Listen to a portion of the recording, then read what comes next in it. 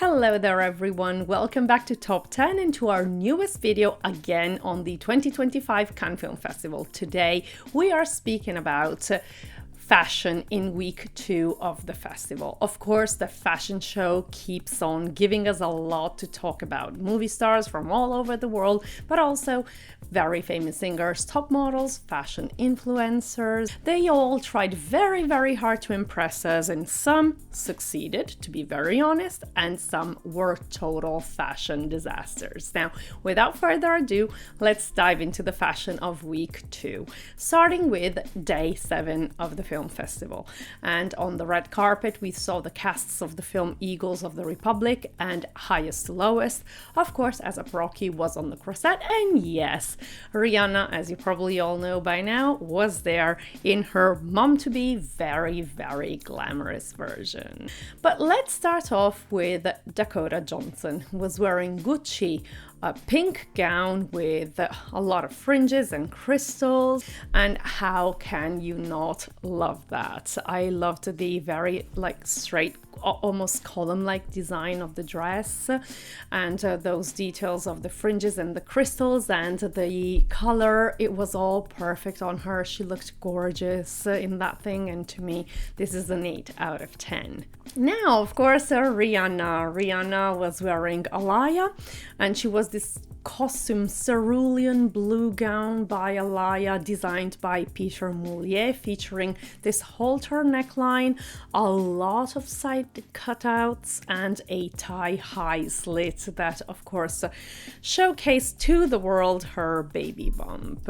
So I must say that the ensemble was complemented by some matching satin sandals and diamond-encrusted boucheron jewelry, which included earrings, cocktail rings.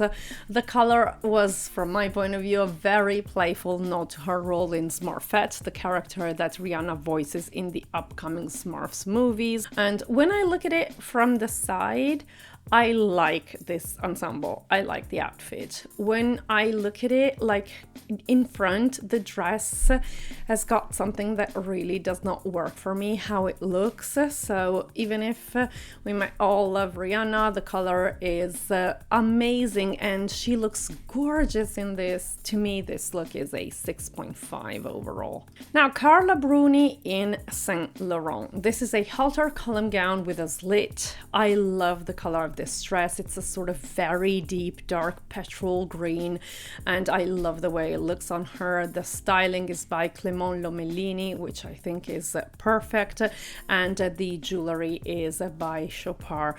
I like her, and it's a 7 out of 10 from my point of view.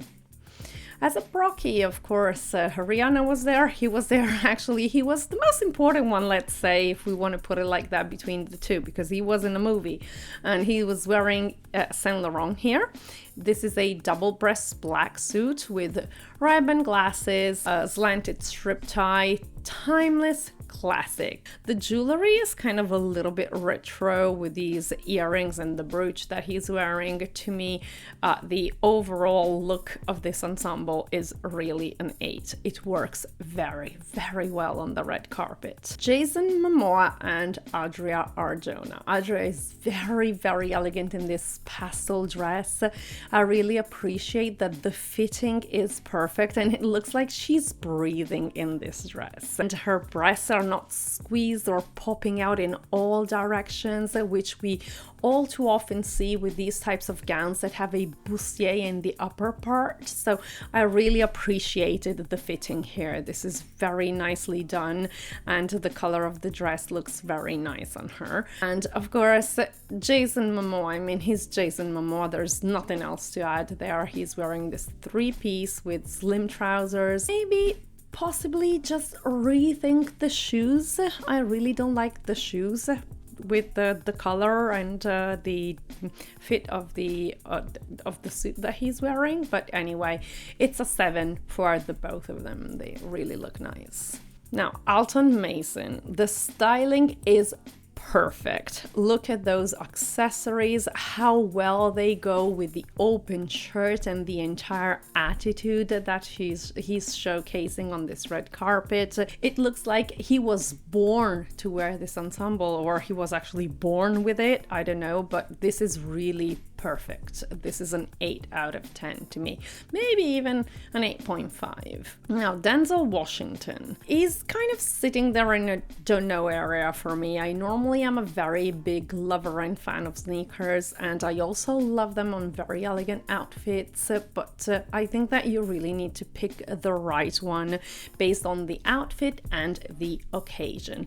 And the sneakers that he's wearing here, from my point of view, are actually way too casual. The other thing is probably not sneakers on the red carpet, seriously. I mean, I can understand the casual mood and everything, but no sneakers on the red carpet. So this is a 5.5. If you're enjoying this so far, tap the like button, make sure you're subscribed, and drop a comment here below. I'd really love to hear what you think. Let's move on now to Isabelle Huppert in Balenciaga. Now, she's Isabelle Huppert, and I think that she can be forgiven for anything or almost anything. But still, I mean, this outfit, I'm really not sure. Here she is in a Balenciaga couture denim, and it's very similar to the one that she was wearing in the morning for a press photo call. And even if it's Isabelle and I love her, to me this is no more than a 5.5. Sorry about that. Tonya, Lewis, Lee, and Spike Lee. I know that a lot of people said that they looked perfect together. I'm going to say straight out immediately, I don't like it. He's wearing this striped orange bottom suit. She is wearing this flower embroidered bustier dress with some fuchsia leather heels.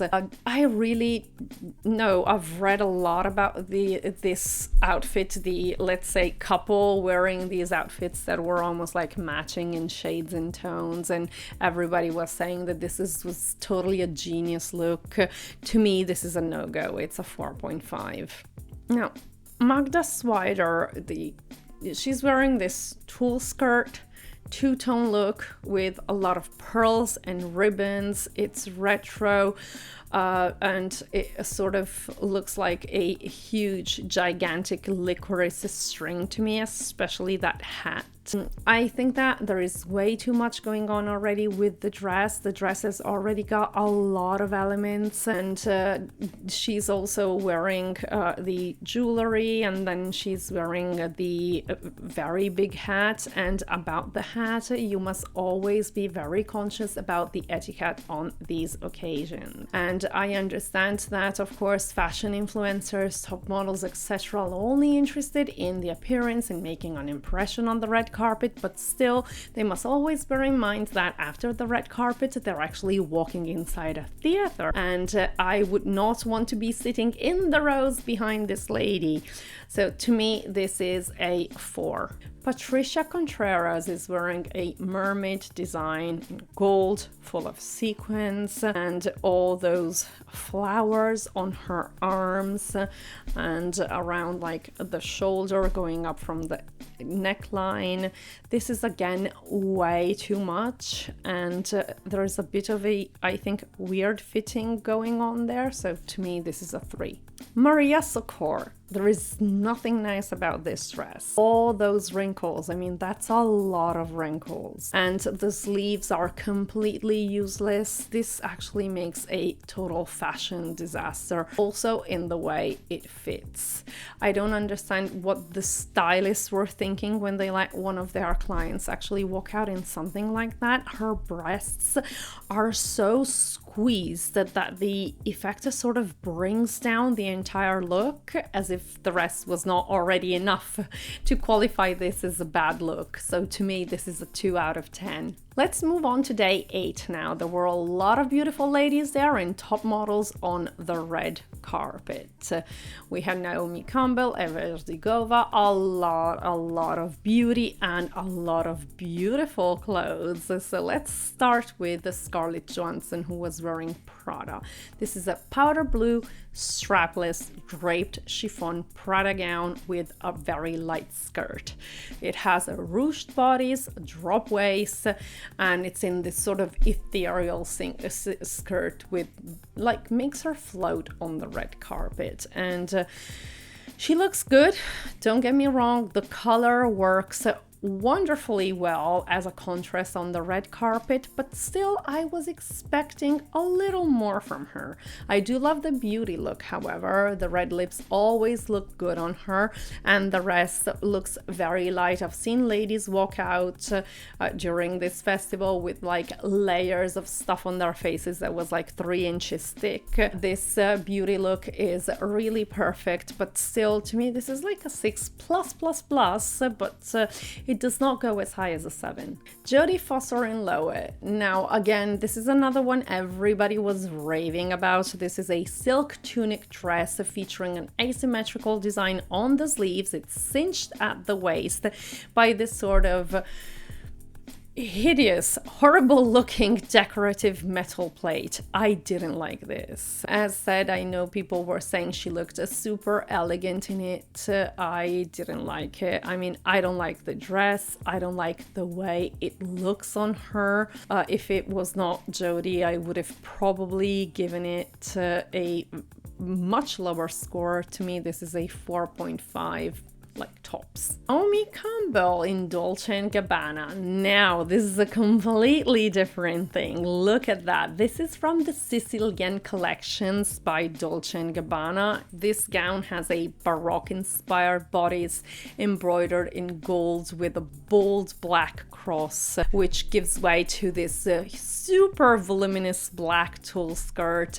And this gown, when I saw it, I thought that it was like screaming Naomi, and she never goes unnoticed. I also thought that the hairstyling was perfect for this dress. She always leaves an impression, and you do remember her for years to come in her outfits at the Cannes Film Festival. To me, this is an 8 out of 10. Matilda De Angelis in Fendi, she is here because I thought among the, of course, best dressed, because I thought that the dress was kind of nice, and especially I found it a very, very smart dress to solve the issue of the no nude looks on the red carpet, according, of course, to the new Cannes Film Festival dress code. They said no nudity, no nude dresses, no clothes showing everything that's underneath them. And I thought that this was a very brilliant way to kind of solve the problem. And this is, to me, is a 7 out of 10.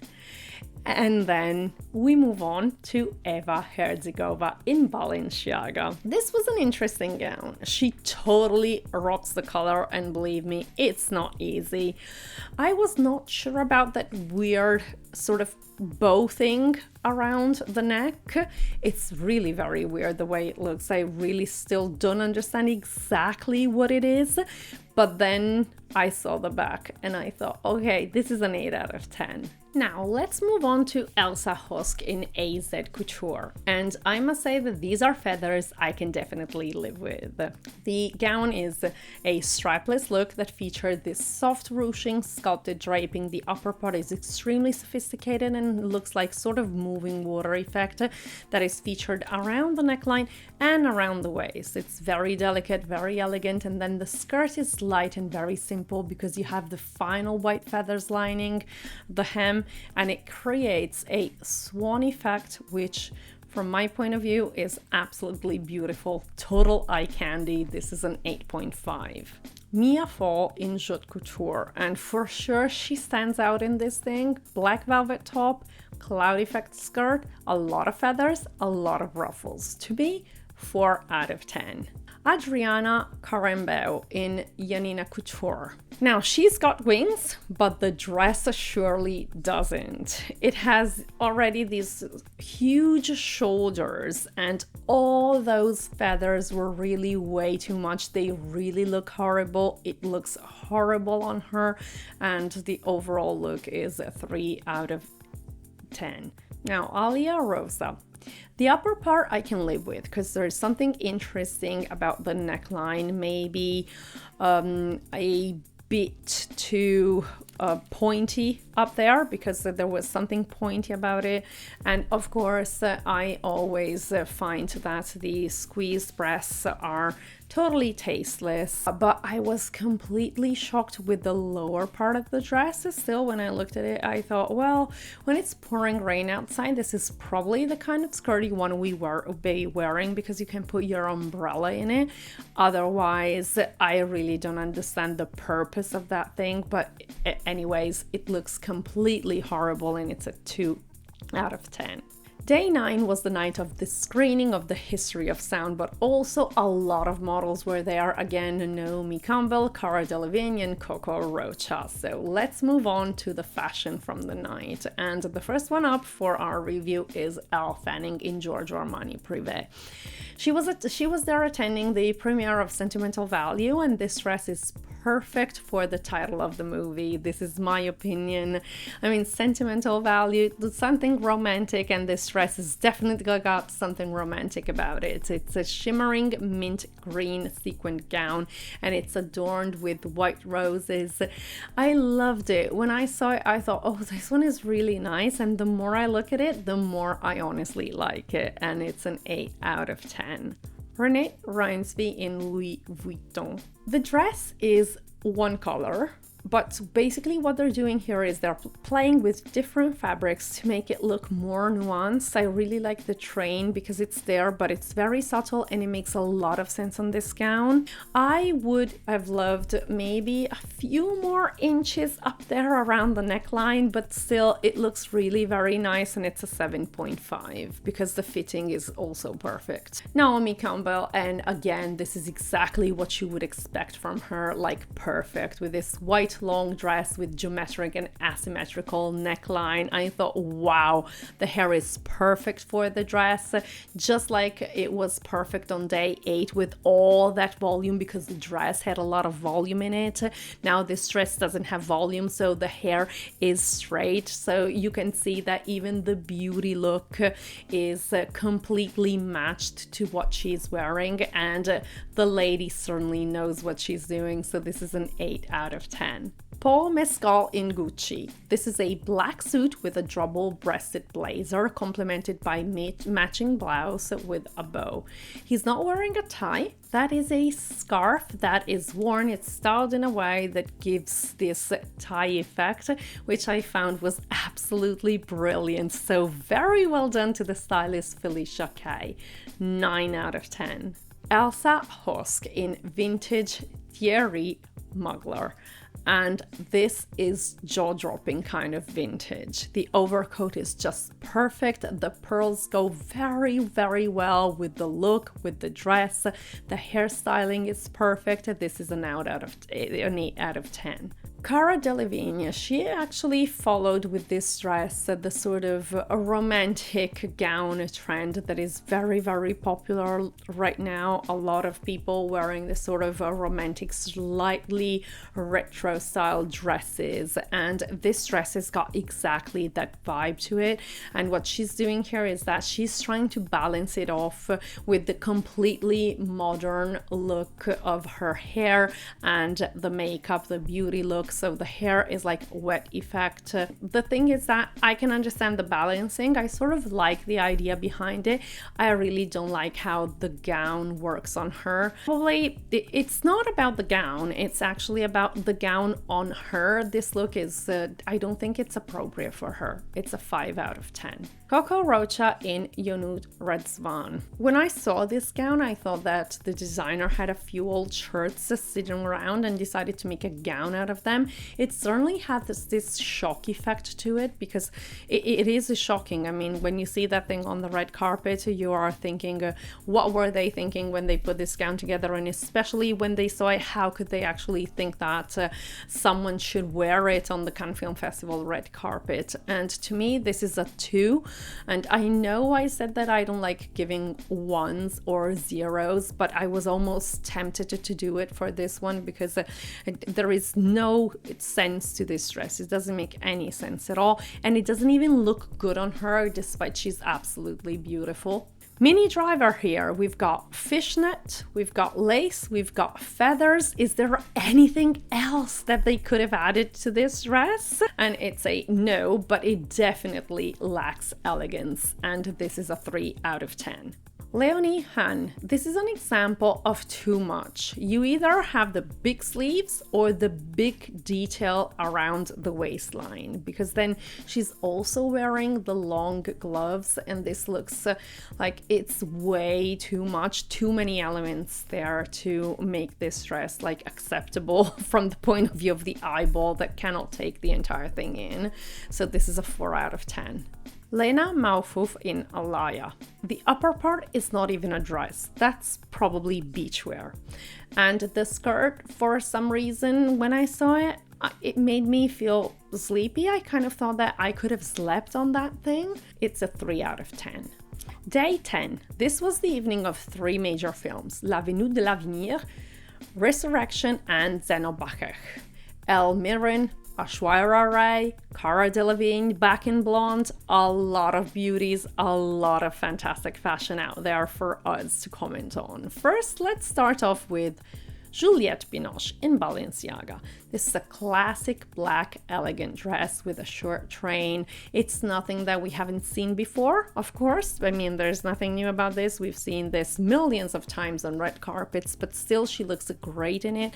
And this is an example of perfect fitting in the breast area. There is nothing squeezed there. It looks neat, it looks elegant, even if the neckline, very honestly, is very deep. And this is a 7 out of 10 for me. ELSA HOSK in Valentino. This is Valentino's Fall-Winter 2025 ready-to-wear collection. The gown is rich metallic gold hue, sculptural silhouette. It's a homage to classic Valentino design, but at the same time with a sort of contemporary touch. There is a structured bodice with a voluminous skirt that has many tiers to it. And I'm not saying that I don't like her. I'm just saying that this is possibly my least favorite of the looks that she wore for the 2025 Cannes Film Festival edition. She looks to me like she's wrapped in a Ferrero Rocher wrap with a bow, and I don't like the way this color looks on her. And it's a 6.5, maybe 7 tops for this outfit. Next one up is Alba Rohrwacher in Chanel. The outfit featured a layered white gown crafted with a tulle and the classic Chanel tweed. The gown was also adorned with tone-on-tone sequins, which added a subtle shimmer.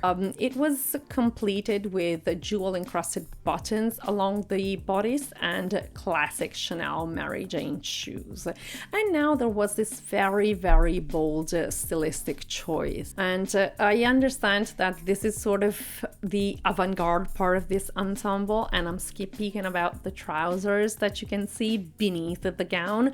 I'm not sure I am 100% for it. I get it, but I'm not sure about how it looks on her. So to me, this is a 7. Cara Delevingne in Ashi Studio Couture. Now, she's back in her blonde hair color, so no longer brunette as we saw her. And this is a black strapless dress, tailored designed by Ashi Studio, with a bustier top, a rear slit, long veil gloves, diamond and emerald necklace. Now, this one looks very nice on her. It is totally Cara. I loved this look, and it's an 8 out of 10. Helen Mirren was wearing Bagley Mishka. Now, she's got this huge aquamarine bow on the back. I thought when I saw the fascinator that it was perfect for Ascot. I'm not sure if I like it on the kind of red carpet. Again, because of the people sitting behind, and this is an etiquette issue. But still, the fascinator on the Cannes Film Festival red carpet, I'm not sure it goes there, it belongs there. I like the shoulders of the dress. I thought thought that the necklace was way too much. I mean, I like the bulky jewelry, but it was way too much, and you don't necessarily have to look like you belong to the court of Louis the Great. Way too much. So the super bulky jewelry, the big bow, which was nice on itself, but then also the fascinator. I mean, the earrings would have probably been enough in terms of accessories. This is a 7 out of 10. Aishwarya Rai in Gaurav Gupta Couture. This is a black dress with sequins, neat, no weird necklines or deep slits, so this is good. It has a trailing stole. The beauty look is very classic with soft waves, with the coral red lips. She looks timeless in this outfit. I like her, and I really felt relieved when I saw her step out in this outfit, especially given some performances from previous editions of the Cannes Film Festival where I thought that she looked like really very weird in her fashion choices. So this is a 7 out of 10. Lady Victoria Hervey, I won't go into the details, I will just say that this is the umpteenth circus costume that she has pulled out for this year's festival, and she had quite a bit of those also in previous editions of the festival, and this is definitely a 2 out of 10. Next one up is Magda Schweider in Christophe Guillaume. Now this is a two-piece suit. I can see crystals everywhere, but I'm left wondering, like, between the tight fit of the lower part and the very short hemline of those trousers, if this is at all appropriate for the occasion. Don't even get me started about the thing that she's wearing on her head. I mean, if I was to rate this suit on a different occasion, I would have probably said that it would be a 6.5, but on this specific occasion, with that sort of tight fit, very short trousers, and that thing on her head, that's a 3 out of 10. Now, Diddy Stone, this is her second appearance on the red carpet at Cannes 2025, and this is bad. This dress sort of never ends. The neckline is encrusted, and then there's pearls on the arms, the pearls on the corset, then the draping around the waistline, the slit on the front of the dress, and the train to the back. Too many ideas, too many elements, all in one gown. That's like, no. Way too many ideas, way too much there for one single dress. This is a 2 out of 10. Mirka Howard. Now, the lower part is nice, the upper part is gigantic, slightly tacky flowers. Too many, way too many. Now, a couple would have already probably been way too much, but at least a couple. But now here we've got 4, so this is a 2. Day 11. The Mastermind was the movie of the evening, and it was nice to see a lot of bold colors for a change on the red carpet, because I think that this year, because of the new fashion guidelines, a lot of actors, models, etc., were like a little scared to pull out some bold choices, especially in terms of colors. But now finally we've got quite a bit of color on this red carpet. Now let's start with Elle Fanning in Valentino. This is a custom-made dressing gown with gold and silver rhinestones on organza. Her stylist is Samantha Macmillan, and she's got jewelry by Cartier. I loved her. She was a vision on the red carpet in this dress, and to me this is an 8 out of 10. Viola Davis in Gucci. Now this is a lightweight tailored Gucci dress with a knot, and the neckline is like neat. It's very deep, but still the fitting is nice, and I loved the color of this dress. I love the way it looked on her, and check out that necklace that she's wearing. That's something. The choker that she's wearing is really something. This is an 8 out of 10. Gillian Anderson in Emilia Wickstead. The dress had a wide skirt, strappy top with a straight neckline. And again, this is the sort of romantic style I was speaking about. It's really very, very popular. This is not the first one we've seen on the red carpet. Actually, we've seen quite a lot of those. It's very popular among celebrities. We saw Cara Delevingne wear something very similar, but in a completely different color on day 8. What I like about this dress is definitely the bold color, and then the dress is like a very romantic style, very simple, very sort of traditional and elegant, and I like the way the color looks on her, so it's a 7 out of 10. Carole Bouquet, she was here in total black. This is an opera dress with a wide neckline decorated with tone-on-tone sparkling embroidery.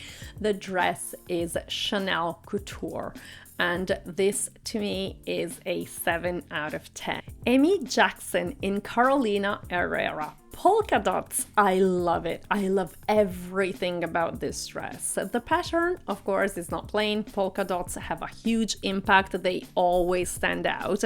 And this is the reason why probably the cut of the dress and the elements there are not too many, trying to keep it sort of simple because of the impact of the polka dots, which definitely never go unnoticed. I love the detail below the waistline. It's subtle and it goes very, very well with the cut of the dress. This is an 8.5 out of 10. On Ashley in Vivienne Westwood, the length is super chic. For her, this is she's wearing white and she's definitely a winning choice, especially with the flowing sort of hairstyle that definitely enhanced the striking design of this neckline. My personal taste when I speak about the neckline is I would have loved like a few more centimeters over there just to cover a little more skin, but the neckline is absolutely impressive. She looks gorgeous in this dress. It was like made for her, and I love the length. It's really super, super chic, and this is a 7 out of 10. Alia Bath in Schiaparelli. Now, I know I've told you before, also in other videos, that I'm a big fan of Schiaparelli. Schiaparelli couture to me is fantastic, but I must confess this is not one of my top favorites from Schiaparelli. I don't understand the piece of tulle that is coming out like as a train. This is an off-the-shoulder bustier dress, lace embroidered with organza, enamel flowers with a lot of ruffles. I would have loved to see slightly less details on this dress. This is a 6 out of 10. Coco Rocha. Now, I love the color of that piece of fabric that goes over the dress to create this sort of skirt effect. It's a beautiful shade of emerald green, and it's amazing. The problem is that, to me, this is just a piece of fabric that sort of looks like it was draped on top of the actual dress that's underneath it. Like, it doesn't even look like it goes with this dress. It looks like it's something that, it's an add-on that was put there a few minutes before she was walking out and it was draped around her waist. I don't like it. This is a 5 out of 10. Nadine Mirada in Christophe Guillorme. This dress has definitely got a princess vibe to it, but all those tiny flowers on the tulle overlay with all those small rhinestones in many different colors, I really didn't like it. This is a 4 out of 10. Pia Wurzbach. Now, there's too much in the upper part of the dress. I really don't like all those crystals that make this dress in the upper part look like it's a sort of an armor in crystal. So this is a 4 out of 10. And of course, Enora Hope. Now comes the actual armor. Pia looked like she was wearing a sort of an armor. This is an actual armor, I'm sure it is. And this is the warrior princess for you there. She does have that vibe going on there with this outfit. And now, this is it for our selection of tops and flops of week 2 of the Cannes Film Festival 2025. Let us know if you agree or disagree with us and what your favorites were. I'm always curious to hear from you, and see you in our next video. Bye for now.